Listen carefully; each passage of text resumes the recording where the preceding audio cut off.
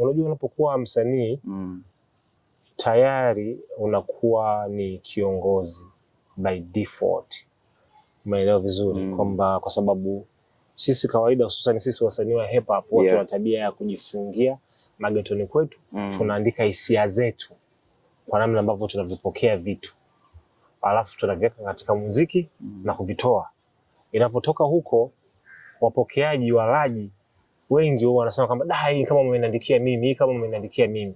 Kwa hiyo tayari unapokuwa una huo uwezo wa kwenda kuandika vitu kwa hisia zako wewe, based on your experience, vitu ambavyo umepitia na mengineyo, ulivyoviona, ulivyovisoma, na ikapitia mtu mwingine akakutana navyo akasema ulikuwa unamwandikia yeye, tayari wewe kumbe unaweza kawa kiongozi. Kwa sababu tayari ni kama una kichwa kutanyiko.